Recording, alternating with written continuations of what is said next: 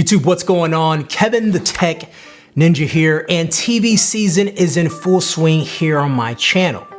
I've covered some great TVs on my channel lately, and it feels like every manufacturer has stepped up the quality of their TV offerings nicely. Today is no exception. This is the LG E9 OLED TV.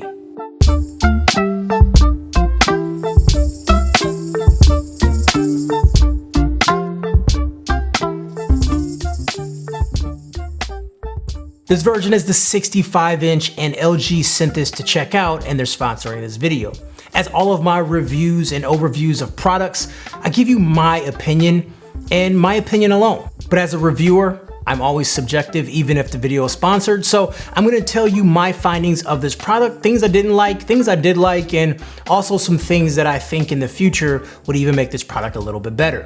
Anyways, guys, hang on to your butts. Let's take a look at the LG E9 OLED. So I currently own the LG B8. I purchased this TV at the beginning of the year, and I made a video about it recently. It was my very first OLED TV. Now, if you don't know what OLED is, I'm gonna give you a very quick description of OLED and exactly what it is. So most TVs now that are not OLED, when they show something black on the screen, think about like you're in a dark scene or anything like that, the pixel is actually turning gray or it's turning black. What OLED is that the pixels individually can turn off. So these TVs, have thousands of millions of pixels depending on your resolution or what have you. And what happens is that pixel just turns off completely. So you're getting raw black, pure blackness, not a color black, but actual blackness. And that is what's OLED. OLED technology doesn't come cheap neither. This TV will set you back $3,799 for a 65-inch. But for this size, this is not the most expensive TV out there. Looking at you, Samsung. But hands down, this is the best looking TV out there. Let's go over some specs. So this is a 4K resolution TV. That's 3840 by 2160 resolution. It supports high dynamic range, HDR10, HLG, Dolby Vision, and Dolby Atmos. It uses LG WebOS smart platform. It has 10-bit color space, LG ThinQ functionality, with Google Home and Amazon Echo support. So this means it actually works with the smart speakers too.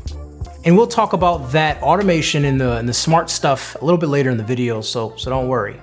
It also uses the A9 processor. This is the second generation of it. So these are top of the line specs we're talking about here. And if the spec stuff bores you, don't worry, I'm done with specs, and I'm gonna tell you how this TV is, picture quality, gaming, and all that stuff in normal human language. So let's start off with appearance. Number one, the first thing you're gonna notice about an OLED TV, especially from LG, is that it's thin. I mean, it's very thin. Like comparing it to an iPhone, look how much thinner the TV is. And that's mind blowing. And that's something that is really hard to get used to, how thin it is, because it's just, it looks razor thin. It's just amazing to look at, amazing technology. Now, of course, a little bit down the TV, it does get a little bit thicker, and this is where all your ports are gonna be at. You have 4 HDMI 2.1 ports on this TV, and 2.1 isn't used much these days, but it allows the TV to be somewhat future-proof. And also one of these ports is eARC, and when you pair it up with a soundbar that supports it, you'll get a full resolution audio signal. The stand looks really good, but it also doubles as a cable raceway. Meaning if you need to hide cables or tuck cables in, you pick up this plastic piece and you run the cables under there and put the plastic piece back over it. So what it does, it wrangles your cables in and it routes them to a nice position so you can actually hide it and have a really clean setup. And the actual stand screws too, these are covered up in the back as well. So this TV is really made to be looked at just as far as design, and think about all the little things like that, and that's really nice to look at. Now, speaking of really nice to look at, the front of the TV has this very cool floating effect. It's all glass and seamless. It's one of the best looking stands and unique designs that I've seen. The B8 that I purchased earlier this year has a different type of stand, and this stand looks floating as well, but you see the stand and it's a little bit different. It has brushed aluminum, which is fine, but it's just not as elegant as we've seen with the E9. Now, if you do plan to keep this TV on a stand, just know the desk that you're gonna have it on, or the console, whatever you're gonna put it on, needs to be wide enough for the whole length of the TV. A lot of TVs can actually hang off the side a little bit because it has feet towards the middle and the TV kind of juts over a little bit. With this TV, since the stand makes it sit flush to the ground, it has to be the correct size. If I went with a larger TV, it wouldn't fit on the stand. So that's something to be very mindful of. So let's move on to the features of this TV, and it has a lot of them. I'll cover some of the best ones and leave links down below for additional reading. Now, all this is running on their software, and this is WebOS. WebOS to me is the best operating system for a TV. First time I saw it was 4 years ago at CES, and I thought this was the coolest thing ever. And from then it's had some major changes, but a lot of the core functionality is still there and just reminds me of that time when I first saw it.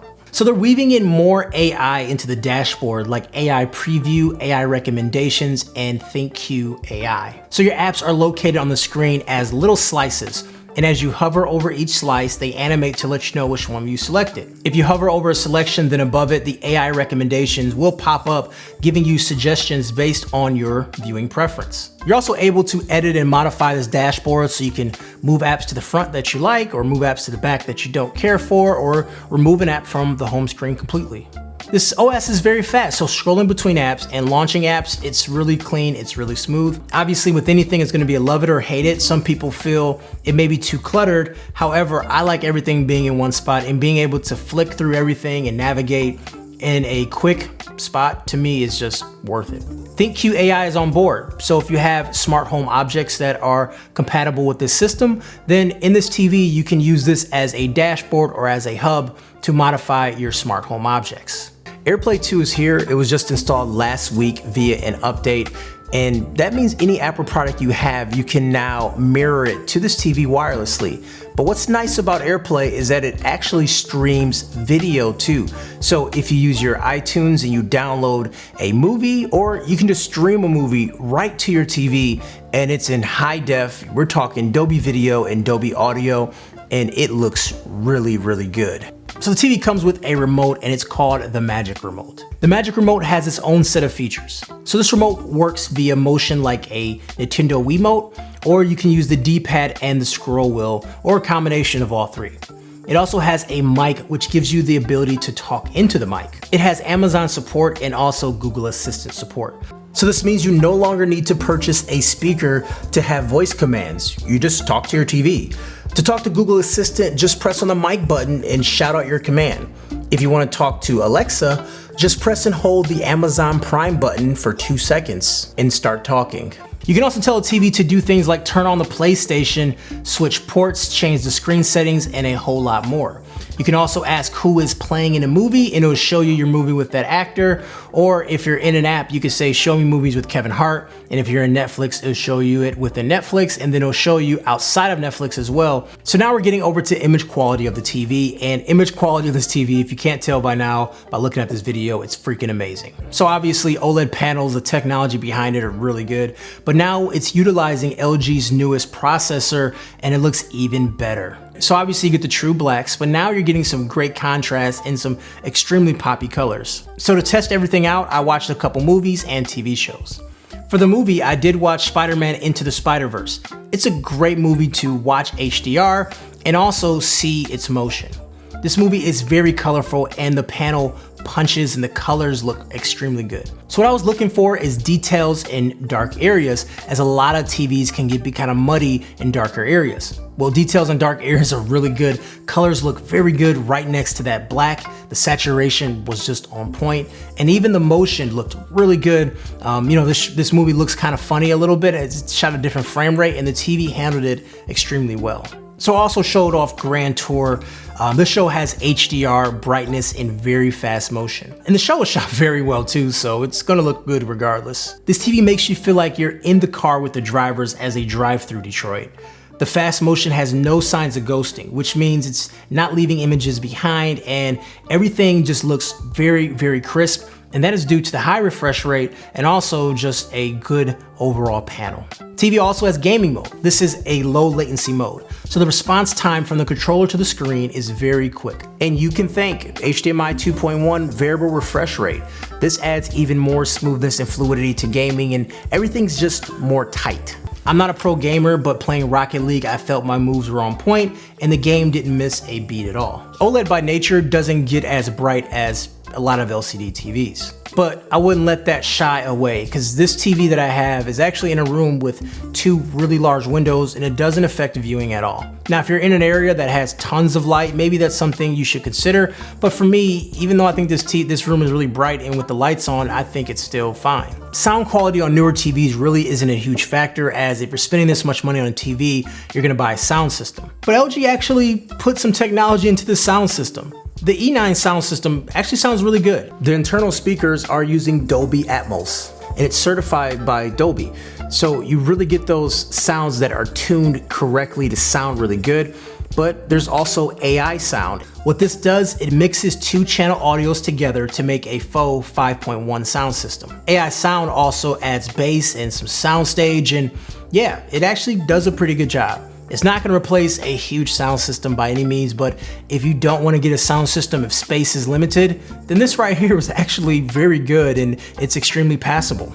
So it has Bluetooth 5.0, so if you have some high quality wireless headphones, then you'll get that rich sound right to your headphones from the TV. And it's really nice to not wake up the family when enjoying your favorite movie. Overall, if you're looking for the best TV money can buy right now, this is gonna be the TV to get. LG once again is at the top of the class with supreme technology, picture quality, and a fantastic design. If you're interested in learning more about this TV, make sure you hit the links down below. And if you wanna pick one up, you'll be enjoying this TV for a very long time.